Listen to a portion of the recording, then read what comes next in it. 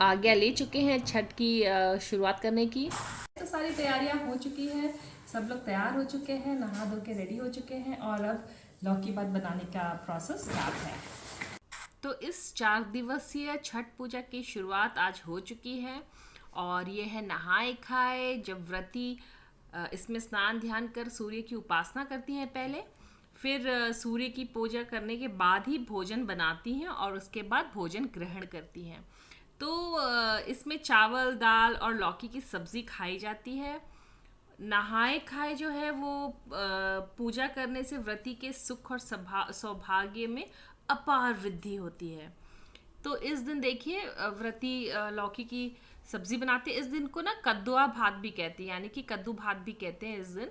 तो लौकी को कहीं कहीं कद्दू भी कहा जाता है, तो इसको कद्दू भात भी कहते हैं इस दिन को। ये देखिए लौकी की सब्जी बनाती है और उसके बाद व्रती इसको ग्रहण करती हैं और उसके बाद जितने सारे लोग हो, घर के लोग आए हों, सभी को इसको प्रसाद के रूप में दिया जाता है।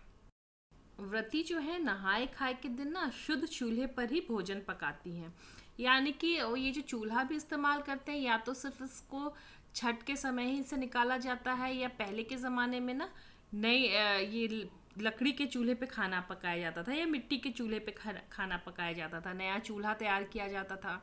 लेकिन आजकल के शहरीकरण के युग में ये कहाँ संभव है बड़े बड़े शहरों में कि चूल्हा मिट्टी का चूल्हा बना सके या लकड़ी का चूल्हा इस्तेमाल कर सके। तो एक गैस स्टोव जो भी है उसको या तो आप नया खरीदते हैं व्रती, या तो फिर इसको सिर्फ छठ इस चूल्हे को निकालते हैं। और मैं तो ऐसे ही करती हूँ कि ये छठ के समय ही इस चूल्हे को निकाला जाता है और छठ की का पूरा काम जो है इसी चूल्हे पे किया जाता है। तो पकौड़े छाने जाते हैं, जिसे हम तरुआ या चक्का भी कहते हैं। चक्का बचका बनाया जाता है उस दिन आलू का, लौकी का इस दिन का खास ही महत्व है। लौकी को बहुत सात्विक भोजन माना जाता है और इस दिन जो व्रती हैं बहुत सात्विक भोजन ग्रहण करती हैं।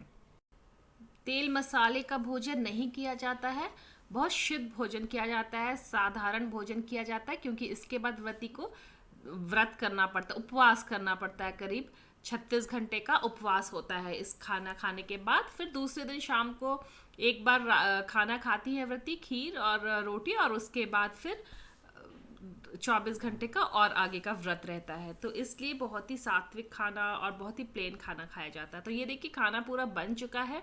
ये है लौकी, दाल, चावल और आलू और लौकी का तरुआ। उसमें तुलसी पत्ता डाला जाता है और फिर डाला जाता है गंगा जल भी थोड़ा बहुत, और उसके बाद फिर व्रती अपना भोजन निकालती हैं, भोजन ग्रहण करती है। इसको बिल्कुल प्रसाद के रूप में ही माना जाता है। ये एक तरह से प्रसाद ही है, रूप में माने जाने की कोई बात नहीं है। ये उस दिन का यही प्रसाद ही है, लौकी की सब्जी, चावल, दाल और ये तरुआ बचका। तो इसके बाद पहले व्रती अपना भोजन ग्रहण करती हैं, प्रसाद ग्रहण करती हैं, और उसके बाद इस को बाकी जो लोग हैं उसे प्रसाद के रूप में इस भोजन को ग्रहण करते हैं।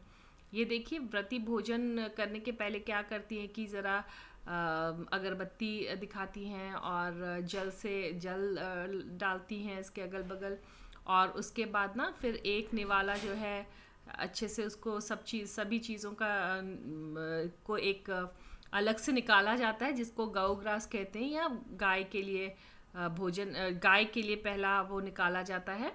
ये देखिए इस तरह से, और उसके बाद भोजन ग्रहण करके सारे लोग प्रसाद ग्रहण करते हैं। अगले वीडियो में मैं दिखाऊंगी आपको छठ का दूसरा दिन, यानी कि Kharna. Thank you for watching. Like, share और सब्सक्राइब ज़रूर करें।